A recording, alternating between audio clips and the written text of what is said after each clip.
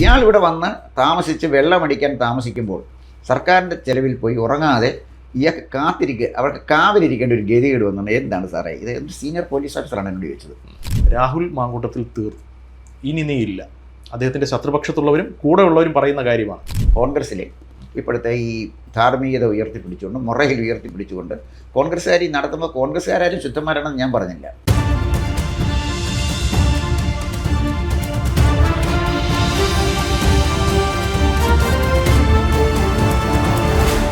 നമസ്കാരം. മണിക്കൂറുകൾ നീണ്ട അനിശ്ചിതത്വത്തിനൊടുവിൽ ശ്രീ രാഹുൽ മാങ്കൂട്ടത്തിൽ രാജിവെക്കേണ്ട എന്ന തീരുമാനം കോൺഗ്രസ് പ്രഖ്യാപിച്ചു കഴിഞ്ഞു. താങ്കൾക്ക് എന്ത് തോന്നുന്നു? ഇത് സഫീഷ്യൻ്റായ ഒരു തീരുമാനമാണോ? ധാർമ്മികത ഉയർത്തിപ്പിടിക്കാൻ ഇതിനപ്പുറത്തേക്ക് പോകേണ്ടതുണ്ടോ? നിലമ്പൂർ തെരഞ്ഞെടുപ്പ് കഴിഞ്ഞപ്പോൾ നമ്മൾ രണ്ടുപേരുടെ നടത്തിയ ഒരു അഭിമുഖത്തിൽ അന്ന് നമ്മൾ ആ അഭിമുഖത്തിന് കൊടുക്കുന്ന ടൈറ്റിൽ കോൺഗ്രസ്സുകാർ ചിരിക്കാൻ വരട്ടെ, ഇവന്മാർ നശിപ്പിക്കും എന്നുള്ളതാണ്. അതിൽ കൃത്യമായി നമ്മൾ ഫോക്കസ് ചെയ്തിരുന്നത് രാഹുൽ മാങ്കൂട്ടത്തിനെയും ഷാഫി പറമ്പിലിനെയായിരുന്നു. അപ്പോൾ ഇവരുടെ പോക്ക് കണ്ടിട്ട് ഇവരെക്കുറിച്ച് നമുക്ക് ഒരു മാധ്യമം എന്നുള്ള നിലയിൽ നമുക്ക് കിട്ടുന്ന ഇൻഫർമേഷൻസ് വെച്ച് തന്നെയാണ് ഒരു പ്രവചന സ്വഭാവമുള്ള ഒരു അഭിമുഖം എന്ന് നമ്മൾ നടത്തിയത്. ഇവരെ രണ്ടുപേരെയും മാത്രമേ നമ്മൾ ഫോക്കസ് ചെയ്തുള്ളൂ. ആ പ്രവചനം ഇന്ന് യാഥാർത്ഥ്യമായിട്ട് വന്നിരിക്കുകയാണ്. കോൺഗ്രസ്സുകാർ നിലമ്പൂർ കണ്ടുകൊണ്ട് ചിരിച്ചതുകൊണ്ട് വലിയ അർത്ഥമില്ല. കോൺഗ്രസിൻ്റെ ഒരു മൊറൽ ഉയർത്തിപ്പിടിക്കത്തക്ക വിധത്തിലുള്ള രണ്ട് നേതാക്കന്മാരല്ല ഷാഫി പറമ്പിലും രാഹുൽ മാങ്കൂട്ടവും എന്ന് നമ്മൾ പറഞ്ഞത് വ്യക്തിപരമായ ഒരു വിരോധത്തിൻ്റെ അടിസ്ഥാനത്തിലല്ല, മറിച്ച് മാധ്യമപ്രവർത്തകർ എന്ന നിലയിൽ നമുക്ക് കിട്ടുന്ന ഇൻഫർമേഷൻസിൻ്റെ അടിസ്ഥാനത്തിലാണ്. പക്ഷേ ആർക്കെതിരെ വ്യക്തിപരമായ ഒരു ആരോപണം നമ്മൾ ഉന്നയിച്ചില്ല. അപ്പോൾ താങ്കളുടെ ചോദ്യത്തിലേക്ക് വരാം. രാഹുൽ മാങ്കൂട്ടത്തിന് എതിരെ കോൺഗ്രസ് നടപടി സ്വീകരിച്ചതിനെക്കുറിച്ചാണ് ചോദിച്ചിരിക്കുന്നത്. ഈ ചോദ്യത്തിൽ രാഹുൽ മാങ്കൂട്ടം എന്ന് പറയുന്ന ഒരു MLA അല്ലെങ്കിൽ ഒരു രാഷ്ട്രീയ പ്രവർത്തകനെതിരെ കേരളത്തിൽ ആദ്യമായി, ഐക്യ കേരളത്തിൽ ആദ്യമായി ഉണ്ടായ അപവാദമാണോ ഇത്? അല്ല. വേറെ എല്ലാം രൂപക്കൂട്ടി ഇട്ട് വെക്കേണ്ട പരമശുദ്ധന്മാരായ 139 പേരാണോ അവിടെ ഇരിക്കുന്നത്. അപ്പോൾ അവിടോട്ട് വരുമ്പോഴേ കോൺഗ്രസ് എന്ന് പറയുന്നൊരു പൊളിറ്റിക്കൽ പാർട്ടിയാണ്. അത് എന്തൊക്കെ പറഞ്ഞാലും ഞാൻ കോൺഗ്രസിനെ രാഷ്ട്രീയമായിട്ട് എതിർക്കുന്ന ഒരാളാണ്. പക്ഷേ അതിനൊരു ജനാധിപത്യമുണ്ട് കോൺഗ്രസ്സിന്, അതിനൊരു ശൈലിയുണ്ട്. ആ ശൈലിയെയും ജനാധിപത്യ സംവിധാനത്തെയും ബഹുമാനിക്കാതിരിക്കാൻ പറ്റില്ല. കോൺഗ്രസ് ഒരു പൊളിറ്റിക്കൽ പാർട്ടി എന്നുള്ള നിലയിൽ അവർ ചെയ്യേണ്ട കാര്യം തന്നെയാണ് ചെയ്തത്. അദ്ദേഹത്തിനെ യൂത്ത് കോൺഗ്രസിൻ്റെ പ്രസിഡന്റ് സ്ഥാനത്ത് നിന്ന് മാറ്റി നിർത്തി. ആദ്യത്തെ സ്റ്റെപ്പ്. രണ്ടാമത്തെ സ്റ്റെപ്പ്, കോൺഗ്രസിൻ്റെ പ്രാഥമിക അംഗത്വത്തിൽ നിന്നും അദ്ദേഹത്തെ സസ്പെൻഡ് ചെയ്യുകയും ചെയ്തു. പെട്ടെന്നൊരു പൊളിറ്റിക്കൽ പാർട്ടിക്ക് ഇതിനപ്പുറത്ത് ഒരു വിചാരണയും കൂടാതെ രാഹുൽ മാങ്കൂട്ടത്തിനെ തൂക്കിക്കൊല്ലാൻ നോക്കൂ. കോൺഗ്രസിന് ചെയ്യാൻ പറ്റുന്ന കാര്യം കോൺഗ്രസ് ചെയ്തു എന്ന് തന്നെയാണ് എൻ്റെ അഭിപ്രായം. മനസ്സിലായി. പക്ഷേ ഈ പ്രതിപക്ഷം ഉന്നയിക്കുന്ന ആക്ഷേപങ്ങൾ, രാഹുൽ മാങ്കൂട്ടത്തിൽ രാജിവെക്കണം എന്ന് അവർ ഒരു ആവശ്യമായി ഉന്നയിക്കുന്നത് നമുക്ക് മനസ്സിലാക്കാം, ഇത് പൊളിറ്റിക്സ് ആണ്.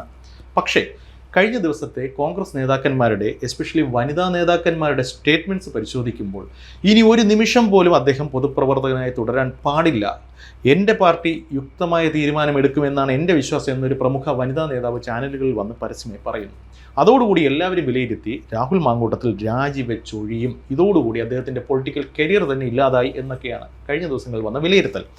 പൊടുന്നനെ ഒന്ന് ഇരുട്ടി വെളുത്തപ്പോൾ രാജി വേണ്ടതില്ല, അദ്ദേഹത്തെ സസ്പെൻഡ് ചെയ്യുന്നു, പാർട്ടി പ്രാഥമിക അംഗത്വത്തിൽ നിന്ന് സസ്പെൻഡ് ചെയ്യുന്നു, എന്നാൽ MLA തുടരുന്നതിന് സാങ്കേതികമായ തടസ്സമില്ല എന്നുള്ളൊരു ലെവലിലേക്ക് പാർട്ടി മാറിയെങ്കിൽ എന്തായിരിക്കാം അതിന് പിന്നിൽ സംഭവിച്ചിട്ടുണ്ടാവുക? അല്ല, അത് ഒരു വനിതാ നേതാവ് മാത്രമല്ല, പല വനിതാ നേതാക്കന്മാരും രാഹുൽ മാങ്കൂട്ടത്തിനെതിരെ ശക്തമായ പ്രസ്താവനയുമായിട്ട് വന്നു. അവിടോട്ടാണ് ഞാൻ പോകുന്നത്.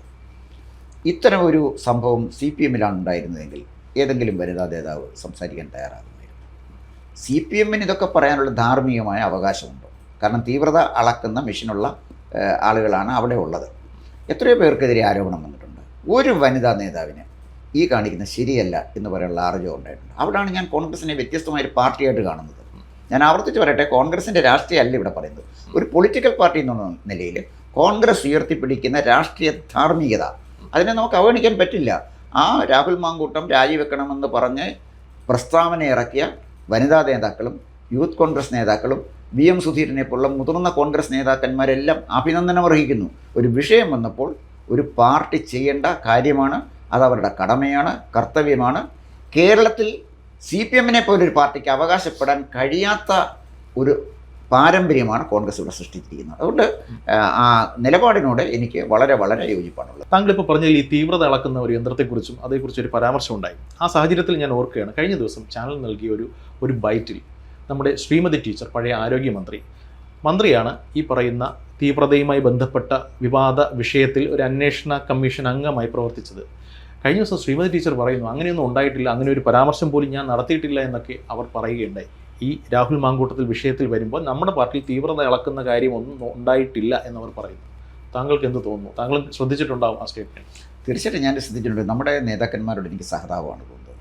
കാരണം എന്താണെന്ന് വെച്ചാൽ അവരെ ഈ കേരളത്തിലെ പൊതുജനങ്ങളെ കാണുന്നത് അവർക്ക് ചുറ്റും കൂടി നിൽക്കുന്ന ആരാധകർ, അല്ലെങ്കിൽ അവരെ കൊണ്ട് കാര്യം സാധിക്കാൻ വരുന്ന ചില ശുപാർശക്കാർ, പിന്നെ ആരെ നേതാവ് എന്ത് പറഞ്ഞാലും അത് ആപ്തവാക്യമായിട്ട് സ്വീകരിക്കുകയോ അല്ലെങ്കിൽ വിപ്ലവ സൂക്തമോ ആയി സ്വീകരിച്ച് അത് ഏറ്റുപാടുന്ന അണികൾ, ഇവരെയാണ് കാണുന്നത്. ഇവരാണോ കേരളം? കേരളത്തിൻ്റെ ഒരു പൊതുസമൂഹമുണ്ട്. ആ പൊതുസമൂഹം കൃത്യമായി ഓരോ നേതാവിൻ്റെയും ഓരോ സ്റ്റേറ്റ്മെൻറ്റും ഓരോ പ്രവൃത്തിയും അവരുടെ ബോഡി ലാംഗ്വേജ് അവരുടെ ടോണാലിറ്റി അത് കൃത്യമായിട്ട് ശ്രദ്ധിച്ചുകൊണ്ടിരിക്കുകയാണ്. നേതാക്കന്മാർ മറന്നുപോകുന്ന ഏറ്റവും വലിയ കാര്യം ആദ്യം പത്രങ്ങളായിരുന്നു. പത്രങ്ങൾക്കൊരു ഗുണമുണ്ട്, ഇന്ന് വരുന്ന വാർത്ത നാളെ നിഷേധിക്കാനുള്ള സൗകര്യം ഉണ്ടായിരുന്നു. ചാനൽ വന്നതോടുകൂടി അവസരം എന്നേക്കുമായിട്ട് അടഞ്ഞു. ഒരു ഭാഗത്ത് കഴിഞ്ഞ പ്രാവശ്യത്തെ സ്റ്റേറ്റ്മെൻറ്റ്, മറുഭാഗത്ത് ഇപ്പം നടത്തിയ സ്റ്റേറ്റ്മെൻറ്റ്, ഇത് ജനങ്ങൾ കണ്ടുകൊണ്ടിരിക്കുകയാണ്. അതും കഴിഞ്ഞിട്ട് സോഷ്യൽ മീഡിയ വന്നു.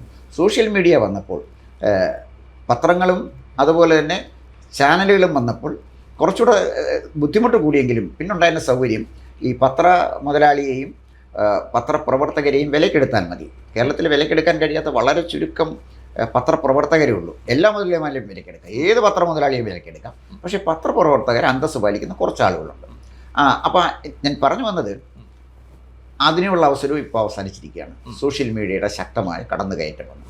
സോഷ്യൽ മീഡിയ ഈ രംഗത്ത് അവരുടെ ഒരു ഇൻ്റർവെൻഷൻ ജനങ്ങളുടെ ഒരു ചിന്താഗതിയെ വളരെയധികം സ്വാധീനിക്കുന്നുണ്ട്. അതുകൊണ്ട് ഇങ്ങനെയുള്ള സ്റ്റേറ്റ്മെൻറ്റ് പറയുമ്പോൾ അവർ യാഥാർത്ഥ്യ ബോധത്തോടെ പറഞ്ഞില്ലെങ്കിൽ സ്വയം പരിഹാസ്യരാകും എന്ന് മാത്രമല്ല, അവർ കേരള രാഷ്ട്രീയത്തിൻ്റെ മുന്നോട്ടുള്ള പോക്കിൽ പാർശ്വവൽക്കരിക്കപ്പെട്ട് അവഗണിക്കപ്പെട്ടു പോകും എന്നാണ് എനിക്ക് തോന്നുന്നത്. CPM-ൻ്റെ കാര്യം അവിടെ നിൽക്കട്ടെ. അപ്പോൾ അവർ ഉദ്ദേശിച്ച അല്ലെങ്കിൽ അവർ ഇതിനു മുന്നേ പരാമർശിച്ച ആ വാക്ക് കടം കൊണ്ടുകൊണ്ട് ഒരു കോൺഗ്രസ് പ്രോസ്പെക്റ്റിൽ ഞാൻ ചോദിക്കുകയാണ്, രാഹുൽ മാങ്കൂട്ടത്തിനെതിരെ നിശിതമായ ആക്ഷേപങ്ങളൊക്കെ ഉയർന്നിരിക്കുകയാണ്, അല്ലെങ്കിൽ കുറേയധികം തെളിവുകൾ പുറത്തു വന്നിരിക്കുന്നു. രാഹുലിൻ്റെ ശബ്ദ സംഭാഷണം എന്നൊക്കെ പറഞ്ഞിട്ട് അതിൻ്റെ ആധികാരികത നമുക്കറിയില്ല, ബട്ട് നിലവിലെ സാഹചര്യത്തിൽ അദ്ദേഹത്തിൻ്റെ തന്നെതാണെന്ന് വിശ്വസിക്കപ്പെടുന്ന ആ ശബ്ദരേഖയുടെ അടിസ്ഥാനത്തിൽ രാഹുൽ മാങ്കൂട്ടത്തിൽ നടത്തി എന്ന് പറയപ്പെടുന്ന ഈ പീഡനം അല്ലെങ്കിൽ സ്ത്രീവേട്ട അല്ലെങ്കിൽ പെൺവേട്ട എന്ന് പറയുന്നതിനെ തീവ്രത പോരാ, അല്ലെങ്കിൽ തീവ്രത കൂടിയതാണ്, അല്ലെങ്കിൽ തീവ്രത ഒരു ആവറേജ് ആണ്. താങ്കളുടെ വിലയിരുത്തൽ എന്താണ്?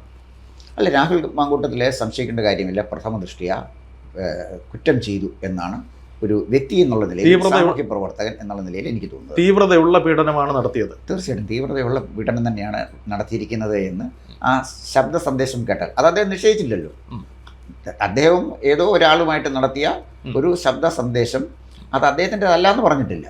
അദ്ദേഹത്തിൻ്റെതല്ല എന്ന് പറയാത്തിടത്തോളം കാലം അദ്ദേഹത്തിൻ്റെതാണെന്ന് സംശയിക്കാനുള്ള ന്യായമാണ് നമ്മുടെ മുന്നിലുള്ളത്. മനസ്സിലായി. എന്തായാലും ശരി, രാഹുൽ മാങ്കൂട്ടം കേരള രാഷ്ട്രീയത്തിന് താങ്ങാൻ കൊള്ളാവുന്ന ഒരു വ്യക്തിയല്ല. അദ്ദേഹം ഏത് പാർട്ടിയാണെങ്കിലും ശരി, ആ പാർട്ടിക്ക് അദ്ദേഹം ഒരു ബാധ്യതയാണ് എന്നാണ് അദ്ദേഹത്തിൻ്റെ ഈ ആരോപണവുമായി ബന്ധപ്പെട്ട കാര്യങ്ങൾ കാണുമ്പോൾ എനിക്ക് തോന്നുന്നു. മനസ്സിലായി. ഇപ്പോൾ താങ്കൾ നേരത്തെ പറഞ്ഞു കോൺഗ്രസിൻ്റെ ധാർമ്മികതയെക്കുറിച്ച് താങ്കൾ ശക്തിയുക്തം പറയുകയുണ്ടായി. പക്ഷേ അവിടെ ഒരു ആക്ഷേപം അല്ലെങ്കിൽ ഒരു മറുവാദം കേൾക്കുന്നത് കോൺഗ്രസ് ആദ്യം രാഹുൽ മാങ്കൂട്ടത്തിൽ രാജിവെക്കണം എന്നുള്ളൊരു നിലപാടിലേക്ക് എത്തിയത് ഇനി ഒരു ഉപതെരഞ്ഞെടുപ്പ്, കാരണം 2026 പൊതു തെരഞ്ഞെടുപ്പിന് ഇനി 9 മാസത്തോളമാണ് ശേഷിക്കുന്നത്. ഈ സാഹചര്യത്തിൽ ഇപ്പോൾ ഇദ്ദേഹം രാജിവെച്ചാൽ പോലും സർക്കാരിന് ഇനി 1 വർഷം കാലാവധി ഇല്ലാത്ത സാഹചര്യത്തിൽ ഒരു ഉപതെരഞ്ഞെടുപ്പ് വരില്ല. സോ അതുകൊണ്ട് ഇദ്ദേഹം രാജിവെച്ച് കഴിഞ്ഞാൽ കോൺഗ്രസിന് മേൽ വീണ കളങ്കമെല്ലാം മായ്ക്കപ്പെടും, കോൺഗ്രസ് ശുദ്ധമാകും, അതുകൊണ്ട് വലിയ ഡാമേജ് ഇല്ല എന്ന് കരുതിയത് കൊണ്ടാണ് അവർ ആദ്യം രാജി ആവശ്യപ്പെട്ടതെന്നും ഇപ്പോൾ ലേറ്റസ്റ്റ് ആയിട്ട് ഒരു നിയമോപദേശം അവർക്ക് ലഭിച്ചിരിക്കുന്നു. ദർ ഇസ് എ ചാൻസ് വീണ്ടും ഒരു തെരഞ്ഞെടുപ്പ് വന്നു കഴിഞ്ഞാൽ 8 നിലയിൽ കോൺഗ്രസ് പൊട്ടും. ഈ ഒരു തിരിച്ചറിവിൻ്റെ അടിസ്ഥാനത്തിലാണ് ധാർമ്മികതയൊക്കെ കുറച്ചൊന്ന് താഴ്ത്തിപ്പിടിച്ചതിന് ശേഷം അദ്ദേഹത്തെ സസ്പെൻഷനിൽ ഒതുക്കിയത് എന്നുള്ളൊരു ആക്ഷേപം മറുപക്ഷം ഉന്നയിക്കുന്നു. ഇതിൽ എന്തെങ്കിലും കഴമ്പുണ്ടോ? അതിൽ കഴമ്പില്ലെന്ന് പറയാൻ പറ്റില്ല. അതിൻ്റെ കാരണം വെച്ചാൽ കോൺഗ്രസ് ഒരു സന്യാസ സംഘമല്ലല്ലോ, അതൊരു പൊളിറ്റിക്കൽ പാർട്ടിയാണ്, കേരളത്തിൽ പ്രവർത്തിക്കുന്നൊരു പൊളിറ്റിക്കൽ പാർട്ടിയാണ്. അപ്പോൾ ആ ഒരു പൊളിറ്റിക്കൽ പാർട്ടി ഒരു തീരുമാനം എടുക്കുമ്പോൾ അവരുടെ സർവൈവൽ, തെരഞ്ഞെടുപ്പിൻ്റെ വിജയ സാധ്യതകൾ, ഇതെല്ലാം സ്വാഭാവികമായിട്ട് പരിഗണിക്കുന്നൊരു കാര്യമില്ല. അതിനകത്ത് അവരെ കുറ്റം പറഞ്ഞിട്ട് കാര്യമില്ല. ഇപ്പോൾ രാഹുൽ മാങ്കൂട്ടം രാജിവെച്ചാൽ പാലക്കാട് ഒരു ഒഴിവ് വരും. ആ ഒഴിവിലേക്ക് ഒരു തെരഞ്ഞെടുപ്പ് നടന്നാൽ കോൺഗ്രസിനെ ജയിക്കാൻ പ്രയാസമായി വരുമ്പോൾ 2026 തെരഞ്ഞെടുപ്പിൻ്റെ അവരുടെ സാധ്യതകളെ ചോദ്യം ചെയ്യാൻ ഒരവസരമാകും ഈ ഒരു ഉപതെരഞ്ഞെടുപ്പ്.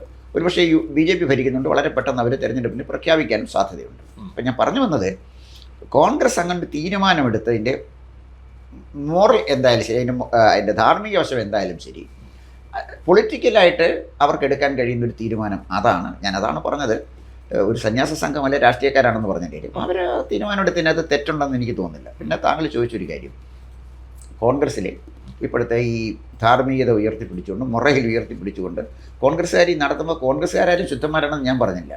കുറച്ചു കാലം മുമ്പ്, അതായത് സാക്ഷാൽ മൻമോഹൻ സിംഗ് ഇന്ത്യ ഭരിച്ചിരുന്ന കാലത്ത് യുവരാജകുമാരൻ നമ്മുടെ രാഹുൽ ഗാന്ധി കുമരകത്ത് വന്നു. കുമരകത്ത് അദ്ദേഹം തന്നെയല്ല വന്നത്, ഒരു ഗേൾ ഫ്രണ്ടിനെയും കൊണ്ടാണ് വന്നത്. ഒരു കരീബിയക്കാരി ഗേൾ ഫ്രണ്ടുമായിട്ടാണ് വന്നത്. അദ്ദേഹം വന്ന് കുമരകത്ത് പോയി അവിടുത്തെ ഹോട്ടലിൽ, പഞ്ചനക്ഷത്ര സൗകര്യമുള്ള ഹോട്ടലിലാണ് അദ്ദേഹം ഈ ഗേൾ ഫ്രണ്ടുമായിട്ട് ഒരു മുറിയിൽ താമസിച്ചത്. അന്ന് അദ്ദേഹം അവിടെ താമസിക്കുമ്പോഴേ അവിടെ കാവൽ നിൽക്കേണ്ടി വന്ന ഒരു സീനിയർ പോലീസ് ഉദ്യോഗസ്ഥൻ, അദ്ദേഹം റിട്ടയർ ചെയ്തു.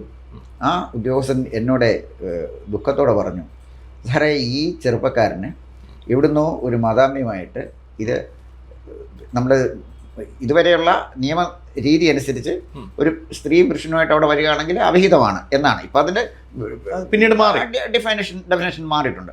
അപ്പോൾ പഴയ ഡെഫിനേഷൻ അനുസരിച്ച് അങ്ങനെയാണല്ലോ ഈ suppression of immoral traffic act അനുസരിച്ചൊക്കെ പണ്ട് നടപടി എടുക്കുമായിരുന്നു. ഒരു പെണ്ണും ചെറുക്കനും അതൊരു പ്രാകൃതമായ നിയമമാണ്, അതിന് സംശയിക്കേണ്ട കാര്യമൊന്നുമില്ല. പക്ഷേ ഇയാൾ ഇവിടെ വന്ന് താമസിച്ച് വെള്ളമടിക്കാൻ താമസിക്കുമ്പോൾ സർക്കാരിൻ്റെ ചെലവിൽ പോയി ഉറങ്ങാതെ ഇയാൾക്ക് അവർക്ക് കാവലിരിക്കേണ്ട ഒരു ഗതികേട് വന്നുണ്ട്. എന്താണ് സാറേ ഇത്? ഒരു സീനിയർ പോലീസ് ഓഫീസറാണ് എന്നോട് ചോദിച്ചത്. രാഹുൽ ഗാന്ധിയെക്കുറിച്ചാണ് ഞാൻ പറഞ്ഞത്. അപ്പോൾ രാഹുൽ ഗാന്ധിയും വെറോണയ്ക്കായാണോ ആരാ വന്നതെന്ന് എനിക്ക് അറിഞ്ഞുകൂടാ, ഏതോ ഒരു ഗേൾ ഫ്രണ്ടുമായിട്ട് ഇവിടെ വന്ന് താമസിച്ച് പോയപ്പോഴേ അദ്ദേഹം രാവിലെ എണീക്കുമ്പോഴേ അദ്ദേഹത്തിൻ്റെ തിരുമുന്നിൽ നിന്ന് ഓച്ചാനി ചെയ്യുന്ന കോൺഗ്രസ്സുകാരന് അത്തരം വലിയ മുറയിലൊന്നും പറയേണ്ട കാര്യമില്ല. പക്ഷേ രാഹുൽ മാങ്കൂട്ടത്തിൻ്റെ കാര്യത്തിൽ പാർട്ടി ഒരു ജനാധിപത്യ മൂല്യം ഉയർത്തിപ്പിടിച്ചു, അതിനകത്തൊരു അതിൻ്റെ ഒരു മൊറാലിറ്റി ഉയർത്തിപ്പിടിച്ചു എന്ന് തന്നെയാണ് എൻ്റെ അഭിപ്രായം. പക്ഷേ ഞാൻ ഈ പറഞ്ഞ പോലെ കോൺഗ്രസ്സുകാരെല്ലാം വലിയ മഹാന്മാരും ജനാധിപത്യ വിശ്വാസികളും എന്നൊക്കെ പറയാൻ എന്നെ തടസ്സപ്പെടുത്തുന്നത് രാഹുൽ ഗാന്ധിയോട് അവർ കാണിക്കുന്ന വിധേയത്വമാണ്. പിന്നെ വേറെ ചില കാര്യങ്ങൾ പറയേണ്ടത് നമ്മൾ ഈ ചാനൽ ചർച്ചയിൽ വരേണ്ട കാര്യമില്ല, എങ്കിലും സാന്ദർഭികമായിട്ട് അത് പറഞ്ഞു എന്ന് മാത്രമേ മനസ്സിലായി. അവസാനമായിട്ട് ഒരു കാര്യം കൂടെ ഒന്ന് ചോദിച്ച് അവസാനിപ്പിക്കാം. അതായത് രാഹുൽ മാങ്കൂട്ടത്തിൽ രാജിവെക്കേണ്ട, സസ്പെൻഷനിൽ ഒതുക്കുന്നു എന്ന് പറയുമ്പോഴും ചിലർ പറയുന്നു രാഹുൽ മാങ്കൂട്ടത്തിൽ തീർന്നു, ഇനി നീയില്ല. അദ്ദേഹത്തിൻ്റെ ശത്രുപക്ഷത്തുള്ളവരും കൂടെ ഉള്ളവരും പറയുന്ന കാര്യമാണ്. യോജിക്കുന്നു, വിയോജിക്കുന്നു. രാഹുൽ മാങ്കൂട്ടത്തിൻ്റെ ഇന്നത്തെ പോക്ക് കണ്ടിട്ട് അദ്ദേഹത്തിൻ്റെ ഭാവിയെക്കുറിച്ച് എനിക്കൊരു പ്രതീക്ഷയില്ല. ഞാനത് പറയാനുള്ളൊരു കാര്യം, രാഹുൽ മാങ്കൂട്ടം, ഷാഫി പറമ്പിൽ, മാത്യു കുഴൽനാടൻ, വിഷ്ണുനാഥ്, ഇങ്ങനെ കുറേ ചെറുപ്പക്കാർ കേരളത്തിൽ വന്നു കഴിഞ്ഞപ്പോഴേ വ്യക്തിപരമായിട്ട് എനിക്ക് വലിയ സന്തോഷം തോന്നി. കാരണം നല്ലൊരു നിരയാണല്ലോ വന്നിരിക്കുന്നത്, രണ്ടാം നിര. അതിനകത്ത് എനിക്ക് ഒരു അവജ്ഞ തോന്നിയ ഒരുത്തിനുള്ളത് ഈ ബൽറാം മാത്രമേ ഉള്ളൂ. അതൊക്കെ എൻ്റെ ക്വാളിറ്റി ഉള്ള ഒരുത്തനായിട്ട് എനിക്ക് തോന്നിയിട്ടില്ല. സബ്ജക്റ്റീവ് ആകും, ഒരുപക്ഷെ എൻ്റെ വ്യക്തിനിഷ്ഠമായ വീക്ഷണമായിരിക്കാം. മറ്റാളുകളെയൊക്കെ ഒരുമാതിരി മാന്യമായി പ്രതികരിക്കുകയും കൃത്യമായിട്ട് കാര്യങ്ങൾ കാണുകയും ചെയ്യുന്നൊരു തലമുറയാണ് കണ്ടത്.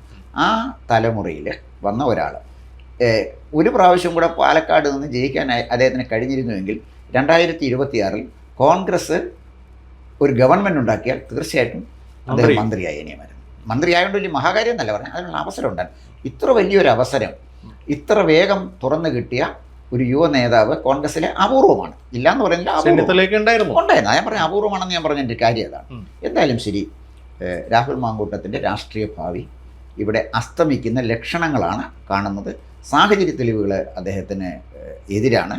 ഇനിയും കോടതിയിൽ പോകട്ടെ, തെളിയിക്കട്ടെ, കോടതി വിധിക്കട്ടെ, അത് മറ്റൊരു വശം. എന്തായാലും തൽക്കാലം രാഹുൽ മാങ്കൂട്ടത്തിൽ ഒരു പ്രതീക്ഷ നൽകുന്ന നേതാവായിട്ട് എനിക്ക് തോന്നുന്നില്ല. കൂടുതൽ വാർത്തകളും വിശേഷങ്ങളും നേരിട്ട് ലഭിക്കാൻ ജനങ്ങളിൽ നിന്ന് ജനങ്ങളിലേക്ക് ജനഭൂമി ന്യൂസ് സബ്സ്ക്രൈബ് ചെയ്യൂ. ബെൽ ബട്ടൺ അമർത്താനും മറക്കരുത്.